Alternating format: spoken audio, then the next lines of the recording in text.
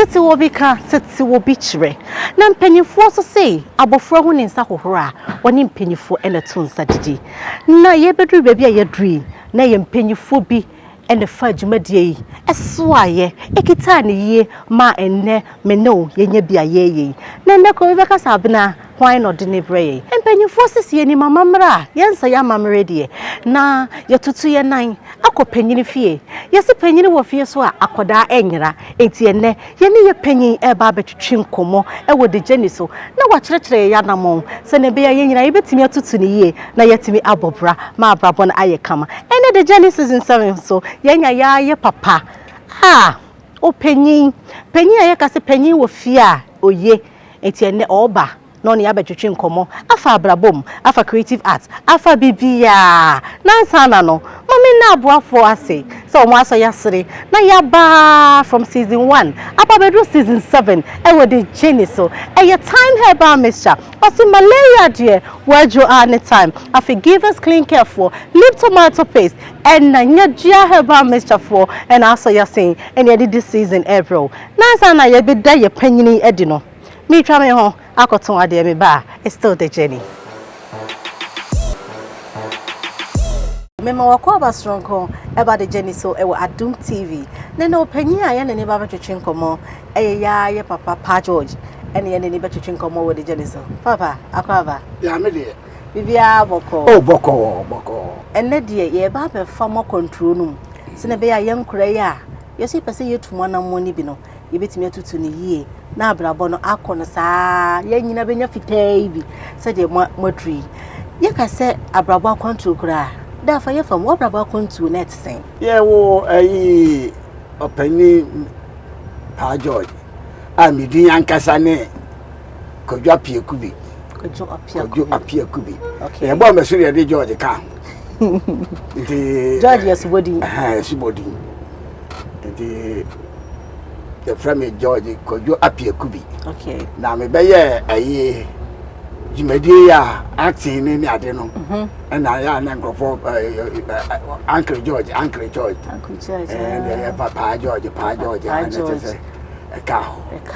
Na me di papa na me mama no me papa de mama de on de share baby. On pe baby adaka de share. Ya de sa Pa George pa ja brofudi no. Enti me ma pa no bae e pa na ma na ja za brofudin kwa no de nam enti no pa no bae na ja se Pa George chi din ba ko na brofudin ba enti e wo passport mu pa no wom anan de pa ni George Apie Kubi ne e wo George Apie Kubi okay pa ni de wo me acting e person ni ade na e Pa George but edin ankasa papa ne mama de ma ode George Apie Kubi George no krampo eni se subo eni ye subodi Kodwa Apie Kubi na ye me Joada na ye wo me ayi 10th May 1937 and ye wo Kodwa Apie Kubi wow na we finish ko ase so 1944 okay no ye fiti ase no o kwa ye do sakan hase na onsa na kan waso eche so unyi na ko tire 1944 and we free siku ase okay 1954 10 years and we free and we ye for 7 hey, it's not 7. It's not 7. Class 1, class 2, class 3. San 1, San 2, San 3. San 4, San 5, San 6, San 7. No way. Middle school living certificate. What brabo kwent to eba sinimwa? Mo time no na kua. Yaka so bi kua. Nke wo hopa na de na wanye emu bia. No fa say obeba be ye concerts because ane mo ka no concerts. This said now why is sini and then no cast obey concert. Me share the no school. Okay. Into be free school no that just say adwuma manager ho an no. Oh. Na we school no so no. We school no. Be ko ton graphic kakra. Okay. Na opani bi wo Kofodua. I friend puku abodom. Okay. I mean me fra chemotafo Kofodua tafo. Enti no papa no maami besi wo tafo. Nti no pa no the papers no the aba. Okay. I bring what new tafo. Okay. Na maton. Okay. Nti ade chia na ba ye nkonta na for so abasa. I said sambre no so no. Na ye ya be ye lesson ne normal ne ade. It's a for form papers. It is a basa na some antraso. Ne ma nyi wa ya. No wi ami. Okay, it's a bia papa no beteme. O tifi makatiam. I mean me nyakatia bia. Sambre no. Na me di empesio donson. 17 pesos. The numua na Tafu post office. Okay. On caso on your messenger. No. Yamre no so messenger ya ma sacre. Ya ma cap ya choro GP the post office. Ghana post office GP. Ewo enim. Na ya ma on tade bi as a kaki bi sa mi ade. Nti me koya de ma me. Na me nya side there you know. Na say eno no yes paper no. Na no dey yes paper. Ah na yentim. Nti na jai na yentim bibia. Na me free the papers ni free old tafo. Na me go new tafo a. Na me tem cycle so a. Me manefa Zion school, baby am we school no.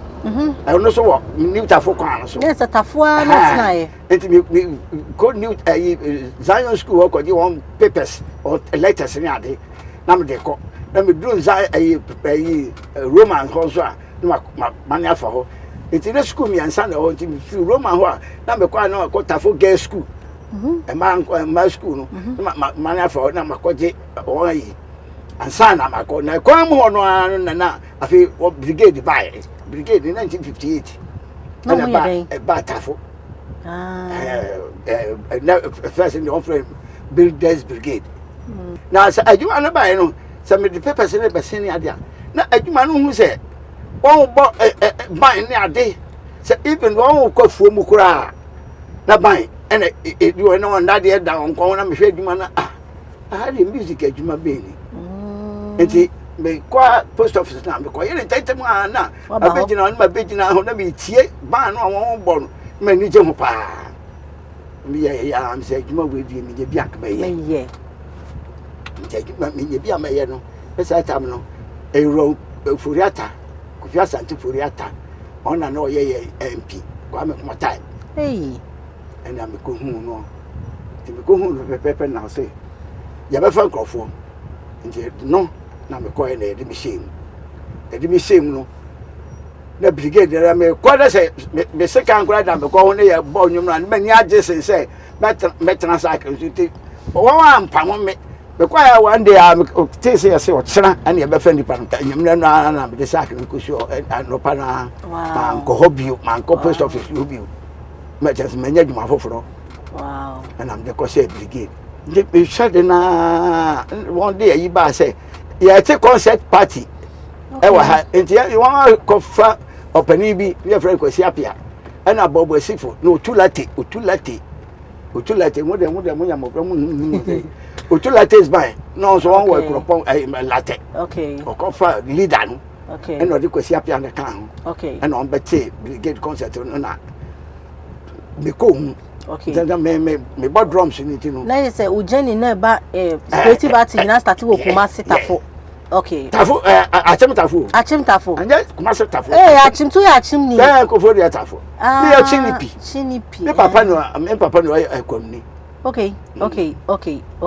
Adwuma ya wa ya bepi me nei. Se ne wo san ya abofra. Ka obesan ya chusi se obeye concert.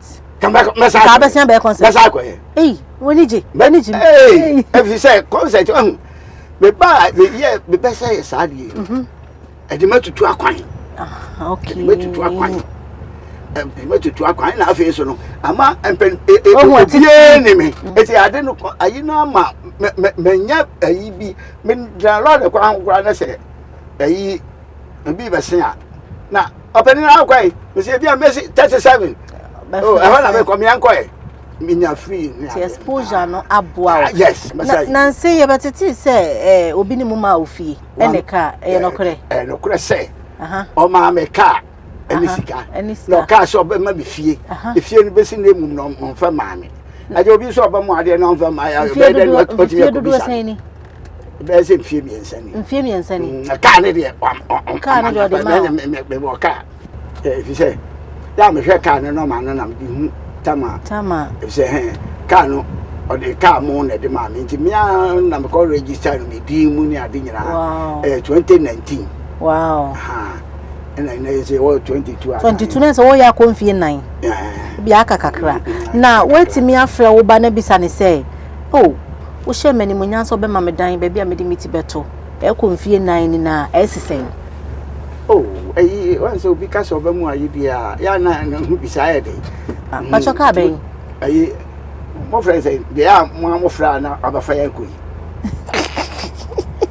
Uba picanto ni bi okay small one ni bi okay yeah the bishop asena edan no edan ni na emma ye enti se bibi bia no ka se be ye de papa we de wada ma ye twen se da fie ni beba na se akomato ye fine na ye hwe bibi na se ye ti se na o se Mahama de odo na pa hey what's my team mano currency sa papa if you say o ye obi a ojo ni pa sa ojo ni pa fe ansana papa yi ebe ye aye no super odi ewu ye no papa yi ni ye nyina na ko ye yiye no yidi kan o kala wu ye no the concert party for your concert party union and I'm so na me president no okay concert party union enti papa yi o kala wu ye na adi na ono obaye bibi adama ye wow na ma yi su ye odi spa odi wu ye ni nyina na ko abodom president for the Okobi wow ma ye ko ye enti ho na ye ko oba ye ni cheche ana no na ohia me nanche ni ade na openi this say when ya say me poni me say na mo 83 na papa so was say 85 hey 85 years ya wo me time me 1937 na me ka kire we mo 33 mo hey ama fa mo bo me na me 33 enti me friend sie say e bi akwa say me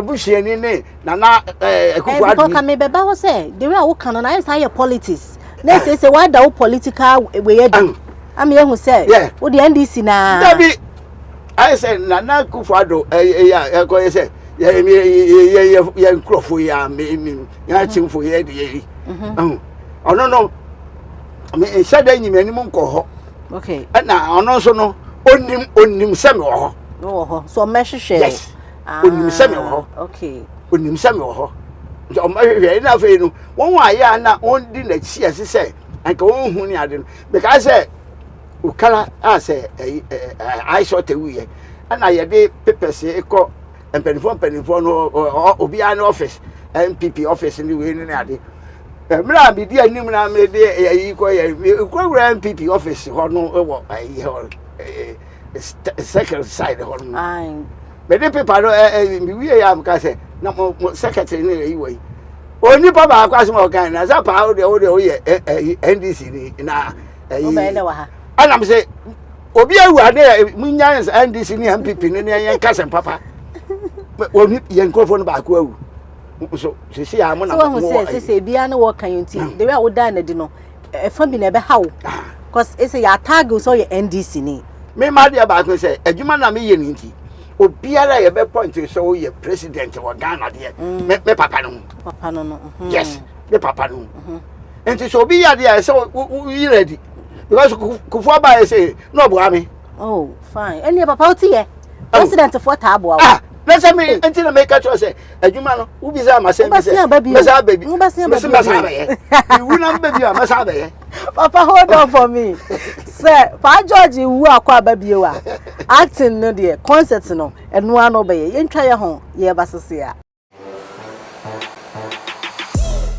Yakojen Krato aba oguswa ehwede Jenny ewo Adom TV so enemy guest e pa George yesini twani ya papa ene ye ne twetwen komo ewo if you ha say eti papa ise owu a obasia basine mu bio besa ba mu bio because opportunities ni do so presidents omo ye bibi omo de beboa mpanyifo yi cause enna ne ya atese we yare ye gigi ska koboa wochna yesi esu mesisei na en hadwin kakra mo atikuo bi a mo se mo be ma chia ko president wo so obehwe mo ana say fitu na bibi wo ho a mo de ye for dachi bi cause say ya do so wo ho yesi we yare yesi ska we yesi na ma adwuma no ho kura gufin mo adwene ho ase wo ye president for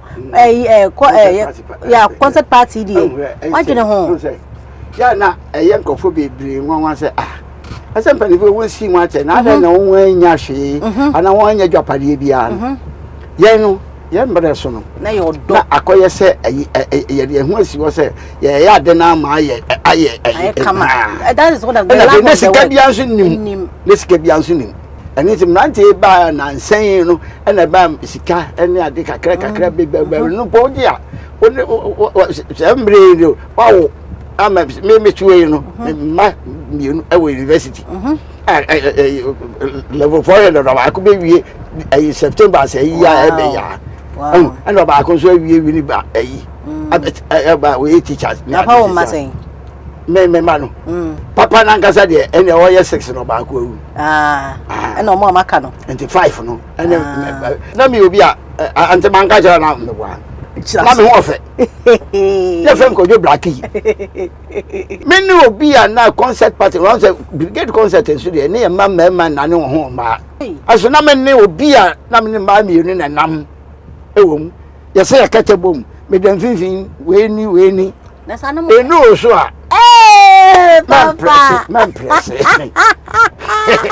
so obi enu say ene ono no yes but me dey na me ma bom bla ma mobra sisi ada you name ma bom me bla ho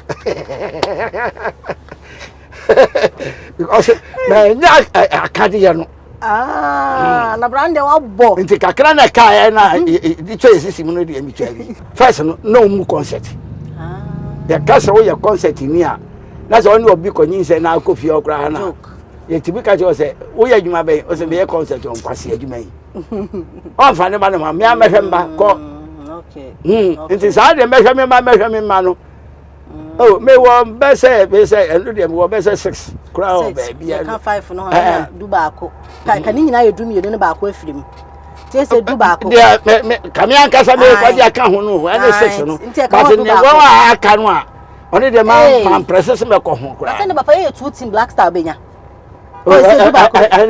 ene kemenya so benya black star 2 team ko so me ye bi ma bo aga o se sisie mu de wa bo adwuma ma bo aga na aboa Ghana ye da wase mo ye mpanyifo a ye ba mo na ase beje afutu idi asem ba ko mienu a obeka a kire ye nkura ya yeso ye na mo nso ena mu ntie ne yeso ye timi ehu bibia ye se ye frɛ ne creative art idi afutu be no de be mai ayi ene se e mayo ne memu ana aba no won epeso ye adwuma ni bi on se adwuma de se adwuma no ye adwuma papa ene obi a preso bi nti me de mani jix kra se won so on person bi nembom bebre ba onum se ene no kire ya no a star ye nya ne sa okay ye nya ne sa it's a journey on se obato obu ase ye kwa ye mpanifo onim se we concert so ba bi ni ade a oba hwe na ye de small boy bi a be nyina se ono ye director ye onim ni ade nyina so o de se so na go university now wa ko body degree ni normal ni ade a him say boy ya ogina hoyi ene ye so ono na o ye director nti e so di obu ma na hu say ono o be kire oni o pesa wo ye en koma ho so say dabi na we na o be ye we dabi and my one na mountain na aban ono no ya na say mi tipe na ono no be ye say ye say na ba da bene na o sa yes we ba da bene we say dabi ya nya ne sa and I feel bebre so wa and my one bebre ho won pepere 100 bebre wa wo be concert bi so ya mfra won kra so wa swa ne niam ne nyonkwa ka chen se ya wa ha o wa swa niam na okọ o kue no obi frɛ o nti che wo kɔ no o kɔ pria se obenya ebi atwa obenya ebi atwa no so no na kriufo na wo so a ebi no mo no ma no na oya me do be shem papa to go crew ne bi mo number 1 ode ne ho ama no me fa nipa na wo enti ebedru baabi no edru baabi say wo be di kura na aye den because ono kwaje de di ana won so aben so din ni ayinum okay akoye din na say ya ntoboase ne ho brase enti so won bre won ho ase yesi panyini dware wi a na de ensuo asa papa picture yenya picture fefefe wa hade Jennifer ye dey mo kama so ko fia fa ko bo ho ma yen fefefe na chese dia enye kama afi ni ma ye gu ho nyina ye mpanyifo ye sponsors for say yemfa emma eti aha enenne brebe ma ya dijuma die esi ye ne ye papa atwetwe nkomo abrabo mu nsam meni nsam afamu aba wo so awofie wa afamu aba e de ebo wo bra ye da bo afo ase so mo so ya sen na wotwen so ya dijuma die abrao ewo Adum TV so enne omo boa me e ma me ho ye fe makeup crew the everybody ye ka se nyame ensure mo pa me a me dijuma die ho chia me di e de Abena Ghana bronga half dish abono for agudie me nindi jimadie anim edebro yen share da sene e wo de jani so asem ba ko na de bia me ka kire wo misi nyame wo ma ebe ye makra